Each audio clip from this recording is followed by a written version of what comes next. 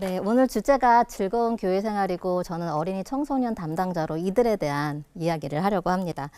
저희 교회 경우 아이들이 교회 오는 걸 참으로 많이 즐거워합니다. 미취학부 아이들의 경우에는요, 예배실에 들어서자마자 양말을 벗어 던지고 막 이렇게 뛰기 시작해요. 요즘 집에서 맘 놓고 뛰지 못하는 것도 있겠지만 함께 모여서 예배드리고 또 말씀 듣고 찬양하고 또 이어서 교육 활동하는 시간 내내 동안 우리 아이들의 얼굴에는 웃음이 떠나지가 않습니다. 초등학교와 청소년들을 보게 되면은 그들은 주일 예배 시간이 진정한 안식이라고 이야기를 합니다. 많게는 학원을 8군데를 다니기도 하고요. 어떤 친구는 주일날 아침까지도 레슨을 받고 오는 그런 친구도 있습니다. 그래서인지 예배 시간만큼은 누구에게도 간섭받지 않고 오롯이 자기 자신만을 위한 시간으로 누리고 있다는 것을 저희가 발견하게 됩니다. 이런 이유로 제가 예배실을 돌아다니다 보면요, 아이들이 말씀에 집중하는 것을 보게 돼요. 이 아이들은 그 말씀에 반응을 하는데요.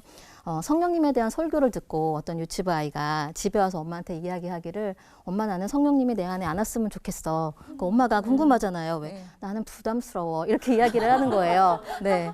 또 어떤 초등학생 친구는 자기가 다니는 교회가 너무 좋아서 학교에 가서 이제 친구들에게 하나님에 대해서 이야기를 하죠. 그럼 이제 친구들이 그 이야기를 듣고, 야, 또 하나님이 눈에 보이지 않는데 어떻게 믿어? 그럼 이제 질문에 대한 공격을 받으니까 교회에 와서 전사님에게 상담을 요청하기도 합니다. 저는 이렇게 말씀에 반응하는 우리 아이들을 보고 있으면 참 예뻐요. 그리고 이 아이들도 자기들이 사랑받고 있는 걸 느낍니다. 근데 어느 단체가 이렇게 사랑을 줄까요? 그래서 이 아이들이 조금 까불어도 그리고 또 흥이 나도 또 하고 싶은 대로 해도 다 받아주는 것이 교회라고 생각을 합니다. 뭔가 평가를 받거나 점수를 내도 되지 않는 것이 그냥 그 자체로 잘했다고, 좋았다고, 고맙다고 말해주는 것이 교회입니다. 그러니 이들에게 교회는 참으로 즐거운 곳입니다. 또한 저희 교회의 경우는요, 제가 오늘 만나교회니까 교회 얘기를 좀 할게요. 저희 교회는 부모와 자녀가 함께하는 그런 경험하는 자리가 많이 있습니다.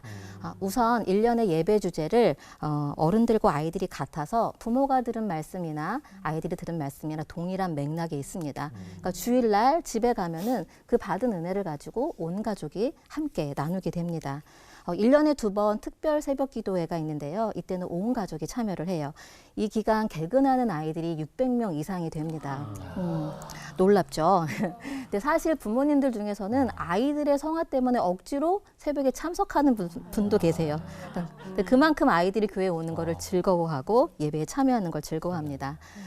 교회 오기를 즐거워하는 아이들은 어른이 되어서도 교회 오기를 즐거워할 겁니다. 반대로 교회 오는 것이 어릴 때부터 즐겁지가 않다면 나중에 교회 오는 것은 더 힘들어질 수 있습니다. 그러므로 자녀들이 교회 오기를 즐거워할 수 있는 그 환경을 만드는 것은 참으로 중요합니다. 교회마다 상황은 다 다르겠지만 이 부분에 주목하여 신경 쓸 때 우리는 다음 세대 크리스천 자녀들을 절대 잃지 않게 될 겁니다.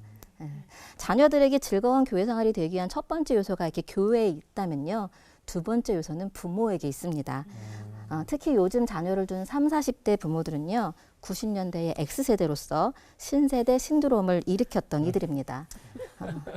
따라서 기존의 관성 잘 안 따르죠. 합리화 상식을 더 우선시하고요, 현재의 행복을 추구하고 또 트렌드에 민감합니다. 그래서 변화를 빨리빨리 받아들이게 되죠. 우리가 맡고 있는 자녀들이 이런 부모들에게 있습니다. 그러다 보니까요, 과거에 우리 부모가 보여준 신앙생활과는 너무나 많이 다릅니다. 이들은요, 교회보다는 자기들의 삶이 우선입니다. 제가 아이들과 1대1로 세례문답을 하는 경우가 있어요. 그럼 주일 성수에 대해서 이렇게 묻게 되거든요. 근데 아이들이 이렇게 주저해요. 왜 주저하냐고 물어보니까 자기는 엄마 아빠가 놀러 가자고 할 때 교회 가야 된다고 말하면 찬물을 끼얹는다는 것 같다는 거예요. 그러면서 하는 말이, 엄마가 핸드폰을 딱 들고 이걸로 예배 드리면 돼 라고 말하면 더 이상 핑계 댈 게 없다라는 거죠. 저희 교회는 초등학생들을 위한 작은 제자학교라는 프로그램이 있습니다.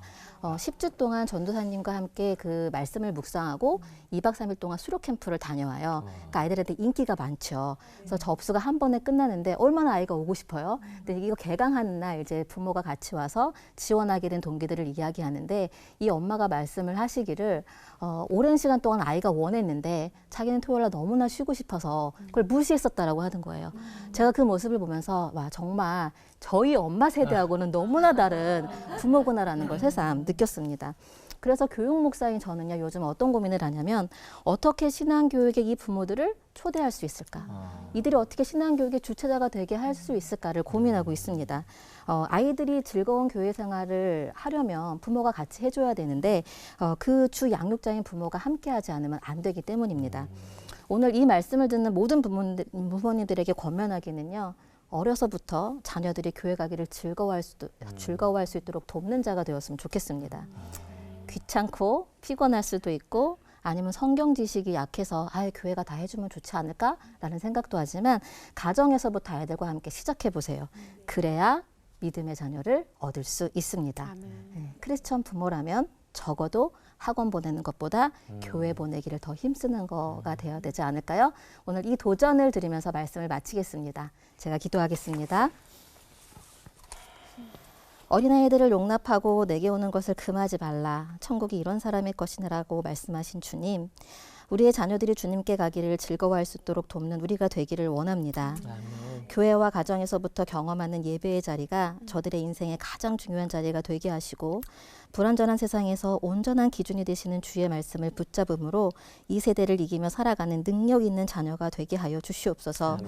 이를 위하여 부모인 우리가 먼저 주 안에서 즐거워하기를 원하오니 경건한 크리스천 부모로 살아갈 수 있는 힘과 능력을 부어 주시옵소서.